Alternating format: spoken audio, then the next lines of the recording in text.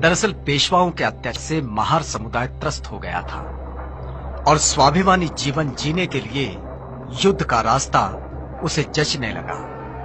अब British army का वो हिस्सा थे और पेशवा के आह्वान से चिंगारी और भड़की। जैसे बाबा साहब डॉक्टर अम्बेडकर कहते हैं, जहां सहन शक्ति खत्म हो जाती है वहीं क्रांति का जन्म होता है। महारों ने सदियों से चले आ रहे अपने अपमान का बदला लेने पेशवाई के खिलाफ युद्ध का बिगुल फूंका और आधुनिक भारत में समतामूलक समाज निर्माण के नए इतिहास पर्व की शुरुआत हुई। भीमा नदी के किनारे बसे कोरे गांव की ये बात है। 1 जनवरी 1818। ये मुंबई के 19वीं सदी के शुरुआत की बात है। भारत के अछूत जातियों में से एक जाति महार, जिसके खिलाफ पेशवाओं ने मार्शल लॉ लगाया था कि इनके कमर में झाड़ू और गले में मटका बांध दिया जाए। दरअसल ये अशोक काल में हुई ब्राह्मणों की निर्भत्सना का नागवंशियों के खिलाफ प्रतिशोध था। वैसे तो महार जाति अपनी वीरता के लिए प्रसिद्ध थी, लेकिन जब संसाधन ही छीन लिए जाते हैं तो कोई भी विकलांग हो सकता है। बहरहाल महार अपनी खोई प्रतिष्ठा और अस्मिता को संरक्षित करने की मंशा में थे और अंग्रेज भारत में अपनी सत्ता स्थापित करने की जुगत में। ऐसे में अंग्रेजों की नजर महारों पर टिकी, जो कद काठी में मजबूत और निडर वृत्ति के थे।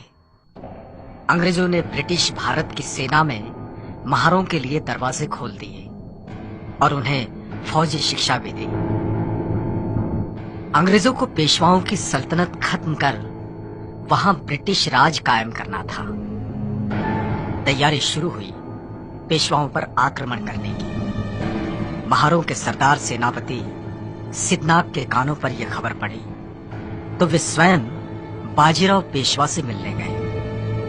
पेशवा बाजीराव से सिद्धनाथ ने कहा, अंग्रेजों की तरफ से लड़ने की हम अछूतों की कोई इच्छा नहीं और यह हमें पसंद भी नहीं। यदि हम तुम्हारी ओर से लड़कर अंग्रेजों को यहां से भगा दें और यदि हम ऐसा कर लें तो तुम्हारे राज्य में, तुम्हारी सेना में हमारा स्थान क्या होगा। पेशवा बाजीराव ने सिद्धनाथ के इस प्रस्ताव की अवहेलना की और कहा, सुई की नोक पर थर्राते हुए ठहरे धूल के कण जितना स्थान भी तुम महारों के लिए हमारे पास नहीं है। तुम लोग हमारे पैरों की धूल हो और वही बने रहोगे। चतुर्वर्ण व्यवस्था ने तुम महारों के लिए जो नियम बनाए हैं उनमें थोड़ा भी बदलाव नहीं होगा। तुम नीच हो, नीच ही रहोगे। पेशवा के जवाब से सिद्धनाथ ठिठुर गए। उनका खून खौलने लगा और वे गरज पड़े, हम आज तक तुम्हारे अन्याय अत्याचार सहते रहे, लेकिन अब तुमने स्वयं ही अपनी मृत्यु रेखा खींच ली है। महारों ने शस्त्र उठा लिए हैं। अब ये उच्च वर्णीय मगरूरी मिट्टी में मिल जाएगी। युद्ध की भाषा हमसे ना करो।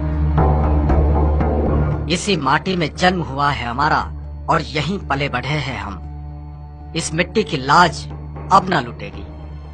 अपने न्याय हकों के लिए युद्ध करना कोई पाप नहीं है। ये ही युद्ध की अंतिम घोषणा है। और इस ऐलान के साथ सिद्धनाथ वहां से निकल गए।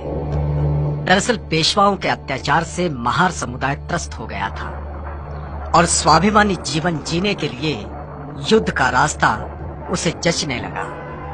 अब ब्रिटिश आर्मी का वो हिस्सा थे और पेशवा के आह्वान से चिंगारी और भड़की। जैसे बाबा साहब डॉक्टर अम्बेडकर कहते हैं, जहां सहन शक्ति खत्म हो जाती है वहीं क्रांति का जन्म होता है।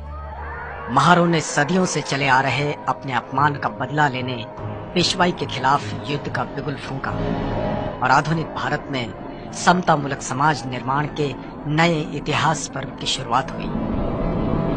भीमा नदी के किनारे बसे कोरे गांव की ये बात है। 1 जनवरी 1818।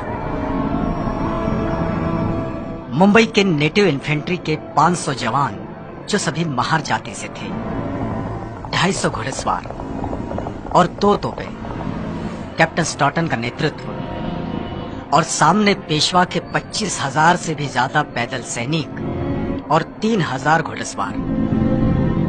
इनका सामना होने से पहले कैप्टन स्टॉटन 25 मील पैदल चलकर 1 जनवरी 1818 की सुबह कोरेगांव पहुंचे थे।